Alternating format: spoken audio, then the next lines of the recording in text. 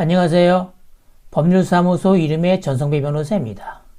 오늘은 말기의 암 환자가 임종을 앞두고 변호사 등 관계인에게 유언을 구술한 구수증서의 효력이 문제된 사건을 살펴보도록 하겠습니다. 차가운 요식주의와 뜨거운 마지막 숨결의 조우. 대법원 2024-309439 판결이 제시하는 구수증서 유언과 임종기 환자의 권리에 관한 새로운 해석 기준. 완벽한 절차를 요구하는 법과 절차를 밟을 수 없는 환자의 모순, 법적 형식주의, 민법 제1065조에서 1070조의 엄격한 요식주의, 단 하나의 절차적 요건이라도 누락되면 진위와 무관하게 100% 유언이 무효 처리됩니다. 그 목적은 위조 방지 및 법적 안정성 확보, 임종기 의료 현실, 급격한 인지 저하, 신체적 붕괴, 의료기기로 인한 물리적 고립, 법이 요구하는 완벽한 절차를 수행할 생리적 기력이 상실, 위조를 막기 위해 고안된 유언 방식의 엄격성이 삶의 마지막 순간에 환자의 진정한 의사를 질식시키는 딜레마가 됩니다. 구수증서는 평상시에는 쓸 수 없는 최후의 비상수단입니다. 유언의 종류에는 비밀증서, 공정증서, 자필증서, 녹음유언 등이 있는데 민법 제70조에 의한 보충성의 원칙에 따라서 질병, 기타, 급박한 사유로 다른 4가지 방식을 도저히 사용할 수 없는 극한 상황에서만 예외적으로 구수증서가 허용됩니다.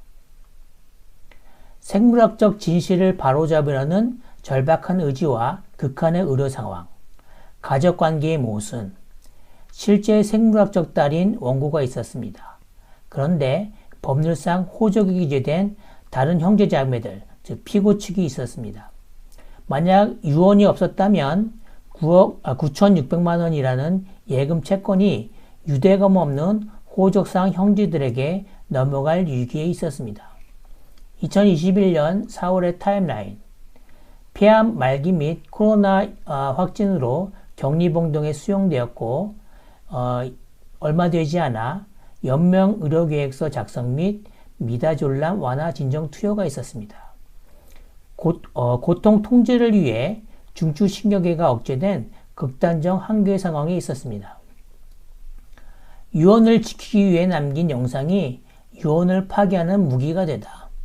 시각적 맥락, 산소호흡기 착용, 심한 멍울, 의료기기 전선에 감긴 전신, 청각적 맥락, 변호사, 증인의 질문에 의존하여 계좌번호 등 숫자와 간략한 긍정만을 어눌하게 말했습니다.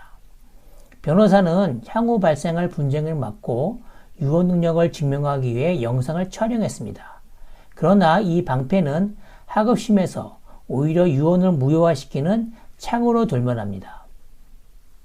하급심의 치명적 오독, 인지와 신체 수행의 기계적 혼동, 영상 속 팩트는 환자가 자신의 재산과 수중자를 인지하고 입으로 계좌번호를 소리내어 말했습니다.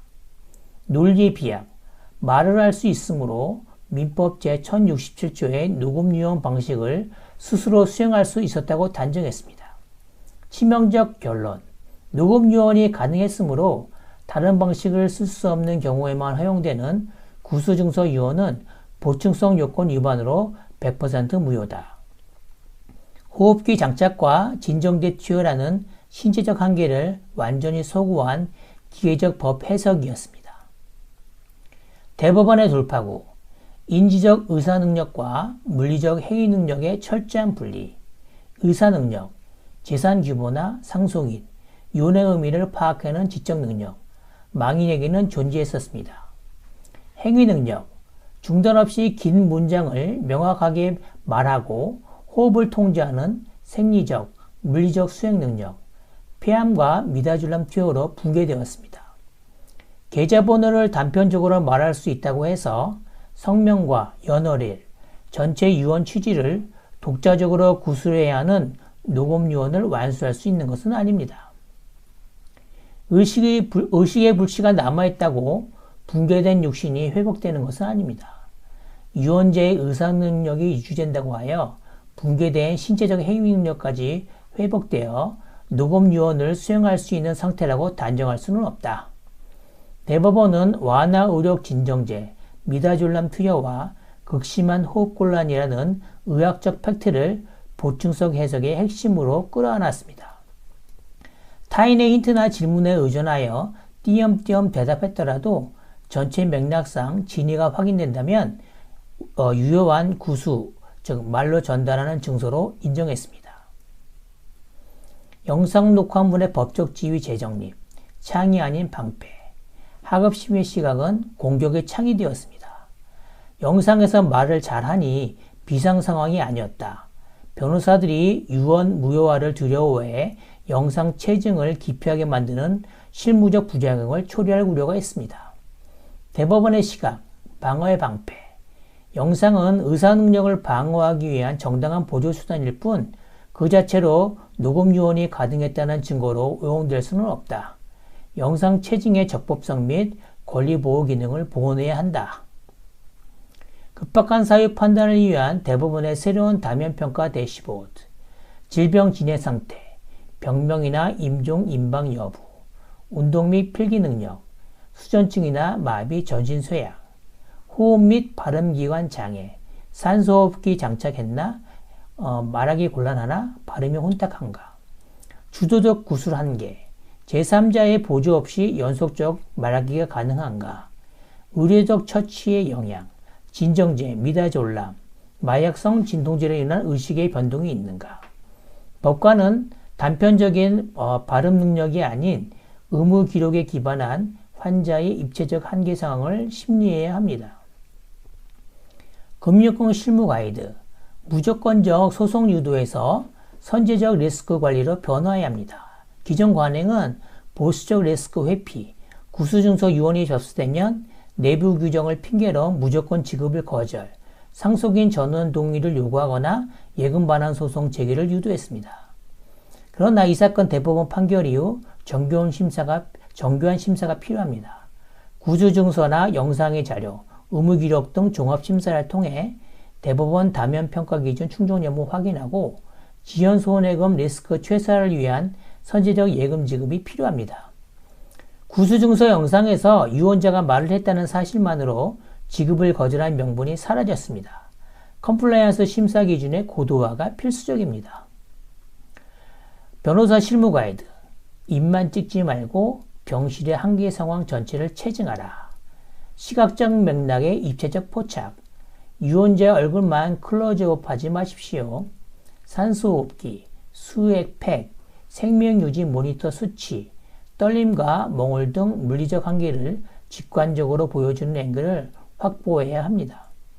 증인조서의 사전 고도화, 조서 본문의 미다졸람 투여 및 호흡곤란으로 중단 없는 녹음 유언 수행이 명백히 불가능한 생리적 상태임을 사전에 기재하여 보충성 요건 충족을 명문화하십시오. 의료 현장의 딜레마 극복, 통증 관리와 자기결정권의 공존. 기존에는 통증을 줄이려 약을 맞으면 의식이 흐려져 유언을 못하고 유언을 남기려 약을 참으면 지옥 같은 고통을 견뎌야 하는 양자태글의 비극이 존재했습니다. 통증 관리, 미다졸람 등 완화 진정 의료, 자기결정권, 법적 이용과 재산 처분, 황혼기 상태의 법적 수용. 대법원은 진정된 투여로 비몽사몽한 상태에서 타인의 조력으로 띄엄띄엄한 유언이라도 효력을 폭넓게 인정했습니다. 의학적 자비가 환자의 법적 권리를 박탈하지 않도록 두 가지를 융합한 것입니다. 요식주의 해석의 패러다임 전환, 하급심과 대법원 시각 교차 비교, 유언 능력 인식을 하급심은 일원론, 인증 능력이 곧 신체 수행 능력이라 보았지만 대법원은 이원론, 의사 능력과 행위 능력을 철저히 분리했습니다. 민법 제1070조 보충성의 해석, 기계적 경직성, 단어 발음 시 녹음 유언 가능으로 간주. 그러나 대법원은 현실적 유연성, 의료 상황에 따른 물리적 불가능성을 인정했습니다. 영상 녹화의 취급, 보충성을 부정하는 무효와 무기로 돌변하는 데 반해서 대법원은 의상 능력을 입증하는 정당한 방패로 뽑았습니다. 제3자의 보조, 힌트나 질문, 결함이 있는 의사표시로 배척했지만 진위 도출을 위한 불가피한 과정으로 수용했습니다. 요식주의는 진위를 억압하는 족쇄가 아니라 진위를 수호하는 그릇입니다. 민법이 정한 유언의 엄격한 형식은 존중되어야 합니다. 그러나 그 경직성이 삶의 마지막 순간에 환자가 남기려는 진정한 의사를 억압하고 질식시켜서는 안 됩니다. 이 사건 대부분 판결은 현대의학과 생의 마지막이 교차하는 처절한 병상에서 법률이 기계적 잣대를 넘어 어떻게 인간의 존엄을 보호해야 하는지를 증명한 따뜻한 응답이 될 것입니다.